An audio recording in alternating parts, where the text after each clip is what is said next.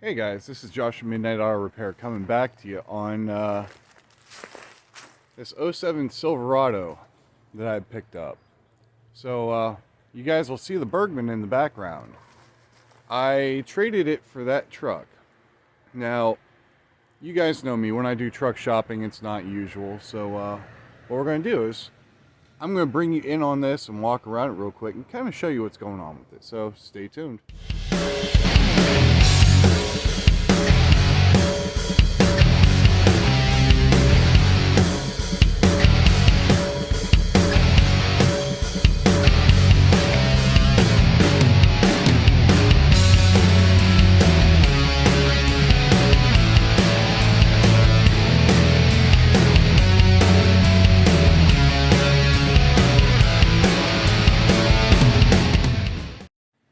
Alright, so what we got here today? We got an '07 Silverado 1500 four-wheel drive 4.8. And you guys may be asking, what's going on with the S10? I'm not getting rid of it, don't worry. But the thing is I need a bigger truck. I need to be able to haul a car trailer, and unfortunately that one just ain't up to the task. So I made this gentleman a deal, and well, I put the steering wheel back on it, but the steering wheel wasn't on it. It has a anti-theft failure, so they put a new body control module and ignition in it, and now it won't run. And like a lot of projects, it kind of just fell to the wayside, where, I mean, you know, you don't have the time to pick at it. You know, financially, does it make sense when you can go get something that works? You know, you run into that situation. But I mean, I'm not going to complain. In my case, this will be nice. This is almost a lap of luxury. Now, the thing that's cool about this is it was a Sunbelt truck originally. Kind of like what one of their managerial class would have driven. So, really, it's not bad. But I'm going to try to get in here, and I'm going to try to diagnose it a little bit and see if we can't get it running here. And if not, you'll see the video continue on at the house. But, yeah, hang loose. We'll see what we can do with this thing. Alright guys, so it's been about a month or so since we cut off from there, and I've had a lot going on. We had death in the family, and just I've been working a lot, so I've just been picking at this as time allows. But as you can see, it's now at home, and that's kind of what I promised you is, well, if I don't get it running where it was at, I bring it to you here and we'll see what's going on. Well, a month of picking at it, and there were a lot of compounding problems that happened with this thing. But I did figure out the no crank, no start, and it's not going to be what you think it is. So when I did the trade on this, I was told it'd be a body control module, but the gentleman had already purchased the body control module and a ignition switch and the pickup and the whole thing from what was that, Suburban, like an '08 or '09 Suburban, and all of it was hooked in, and well, it wasn't going to work because none of it was programmed to this. The other thing is that the fuse panel that's in this is already a salvage yard fuse panel, and that I'll show you something too when it comes around. But this was a compounding problem that we ran into with this, so I had to go through and take everything back to the way it was. So I put the original body control module back in it, the original lock cylinder, switch, the whole 9 yards. Still didn't want to start. Okay, so at least we know where we started from now. So looking at the ignition switch, I put one in because it was like 13 bucks, so I put a brand new one in. Still nothing. Okay, so go and check the fuse box. Well, on these, the fuse box itself is pretty easy. You just pick up on the handles, and for the most part, it pops out of there. You'll end up with some harness connectors that sometimes like to stay with it, but those, for the most part, you can just pop off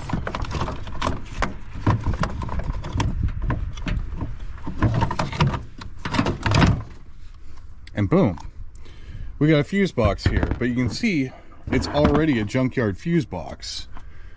We'll pop our little connectors down and back down into their little homes here, or at least try. Kind of doing all this one-handed, as you'll see, which means it's not really complicated to get in here and check it. If I can pull it out one-handed, that usually means you can get in there and check it. But in looking at this, it doesn't look terrible from the top. It doesn't even look terrible from the bottom. What we're going to find though is, you see we have all kinds of green powder falling out of this thing. And what I figured out is it is just completely and totally corroded inside. Problem with junkyard parts in some cases is they're junk until you need them, and then they have a value. Well, in this case, this one, they probably needed the hood off the vehicle about a month before somebody needed the fuse box. So it's usually a pretty good sign that it rained in there or it got wet for an extended period of time. And I mean, you can even see that was from when I first knocked it out of there. It was corroded severely, but believe it or not, other than creating a whole new world of electrical gremlins, that wasn't even the problem. But I will bring you around, and I know this is the long way of doing it, but here is the no crank, no start. You have this module here that's slowly just turning into nothing. That is your SDM, or better known as your airbag control module. And it lives under the driver's seat. And the problem you run into is apparently with these, the way the CAN bus system works, sorry, trying to get the seat out so I can show you what's going on here. Take this thing, see if I can pick it up and move it back. Right here underneath the seat is where it lives. And unfortunately with this, I found out that the gentleman, whenever, you know, it's got rubber floors, so you would think that whenever you go out four-wheeling or you go out somewhere that's muddy, you'd think that you can just take a hose and blow everything off. Unfortunately, this lives under the driver's seat with all the sound deadening around it. And all of it, the windows have been down for a month, and this is all still just as wet as it can be. Which means that poor thing just pretty much lived in water all of the time. That little moisture over there, I ended up having to spray some penetrate and lube on the pedal because it was sticky from sitting. But this thing here actually is what caused the no start. So when I took that connector, disconnected it, everything on the dashboard came back to life. And I mean immediately. So if you guys run into a no crank, no start situation on a, what is that, 7 to 13 Silverado, and you've checked the fuse box, it's fine. You've checked the body control module, and it's doing body control module things, like you're actually able to play, you know, turn on the heating and vents, turn on the headlights, turn signals, stuff like that, all stuff that's handled through the body control module. If it's still doing that, chances are it's not the body control module. Now with this, you're also looking for a 5-volt reference from pink wire over here, and if I had the diagram pulled up, I would show you, but honestly, it's not as complicated as it sounds. But I only found one case on the entirety of the Google machine where that was the problem until I hit mine. Because I was doing my research, and you know, I would check through, and you could actually go through and you could bridge the pins on the starter relay. You know, you can go from that guy there to that guy there, crossways, and it would crank over like nobody's business. And you could even hear the fuel pump kick on, but it would not allow the ignition to function until I pulled that module out, and then this thing fired right up. So I've got another power distribution module here that came out of an 07 Silverado. Very similarly equipped truck, so I'm actually going to pop this in here and see if the rest of the electrical gremlins go away. Because with that old one in there being shorted out like it was, all the lights would kind of stay on at half voltage. Certain gremlins still remained even after knocking all the corrosion out of it. So stay tuned. I'm going to pop that in there, and I'm probably going to put a little bit of dielectric grease on that connector, and then I'm going to fire this thing up for you and let you listen. So stay tuned. Alright guys, so I'm back. And by the way, I only get Sundays to work on it, so it's a week later now. But I went through, I put the fuse box in it, and the fuse box itself, so this came out of a wrecked truck, so I popped it in there. It didn't work at first, so I went through, just checked everything out. I actually checked all the pinouts, it was the right box. And with these, I had a bonehead moment. So you get a starter relay, and then you have the fuse.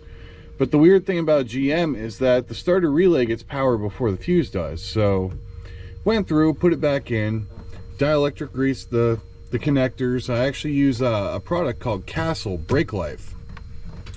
And it sounds counterproductive, but what it is, it's actually a dielectric silicone as well as being a lubricant. So I popped that on there just to seal everything up.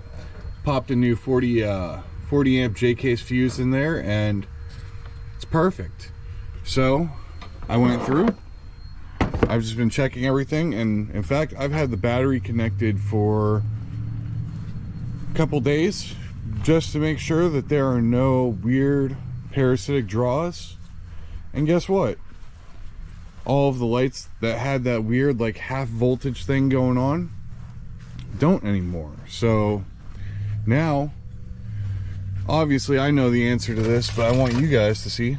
I've got a clock spring to replace the one that got broken when the steering wheel got taken off, but I put the original lock cylinder back in this thing, so this is the original key for it. Pop it in. Now it's gonna be all kinds of angry because I don't have that that airbag module in there, but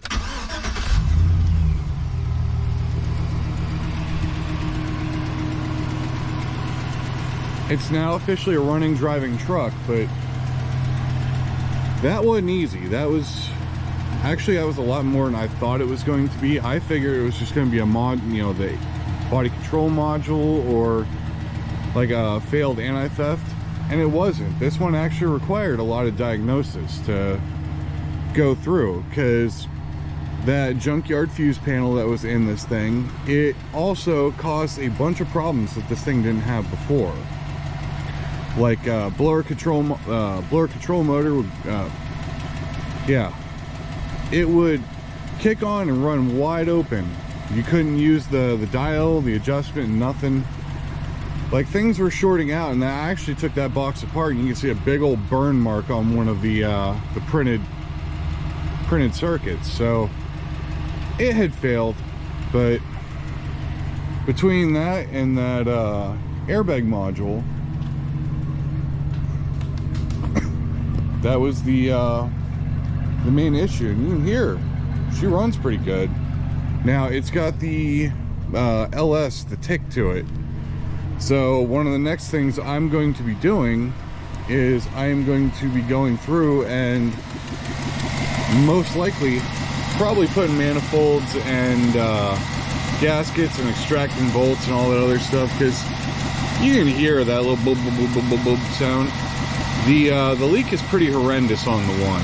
It's literally, you know, pulling air through it as it's running. But you let it run long enough, everything swells up and it does quiet down a bit. It's a good running motor. Now, you guys, if you've gotten this far, can debate with me.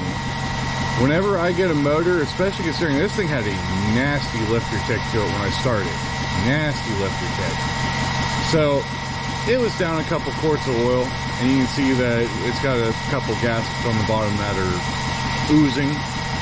So I threw a couple quarts of ATF in it, and I let it run for like an hour and a half, and cleared it right up. Now I know some people say ATF doesn't work, doesn't clean anything at all. Some people swear by it, some people swear at it. You guys in the comments, drop a comment and tell me what your experience is. Love it, hate it, indifferent? Would you rather grab a bottle of Marvel Mystery Oil? Would you rather go through a full engine flush? Tell me in the comments. But yeah, no, it's a good running truck now. But now we get to go through and, well, in my case, I've got to put a clock spring in this thing because this one got broke off when the steering wheel was being pulled off of it. I'm probably going to do the upgrade here where I end up with the buttons. Instead of having just the one button to tell me the mileage and everything else, this one will tell me battery voltage, oil life, the whole 9 yards. I got the body control module tucked back in its home, and that was the original body control module. So the fact that all of this is together, that tells me that wasn't the problem, because I mean, windows work,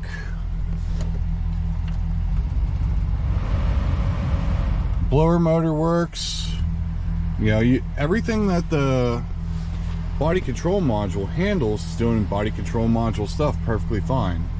I'm probably going to put a factory radio back in this thing because, well, with them little FM transmitter things you have nowadays, I don't really need anything fancy. And honestly, this is going to be a tow rig, and this is going to be something I need to rely on. The less I can hack and cut into it, the better. But well, I suppose maybe I'll bring you guys along on putting a clock spring in it. But other than that, honestly, really, that's kind of the saga of the Silverado, just getting it running. Now, it does need other things, and I probably will do a video of just catching up on all the maintenances and stuff like that. But for the no crank, no start, it was this airbag control module that had failed, shorted out, and was polluting the CAN bus signal. So when you hit the key, it would power up, and then it wouldn't allow the signal to fully communicate. So if you guys are in a situation where you have a no crank, no start, the fuse box is good, you're getting 5-volt references to the PCM from the BCM, 5-volt references from everything else, the computer itself, chances are, look under your seat and you're going to find something that probably looks a lot like that. And that would be your problem right there. Now, I'm trying to find another one because a lot of services offer reprogramming them, but I've got to find one that has that particular part number. One for, what is that?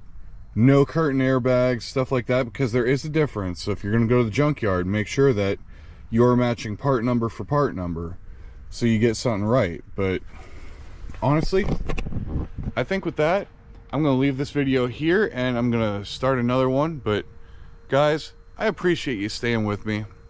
Hopefully I've helped entertain you. If anything, maybe you learned something along the way. But this is Josh from Midnight Auto Repair saying thank you for staying to the end of the video. Like, share, and subscribe, and have a wonderful day.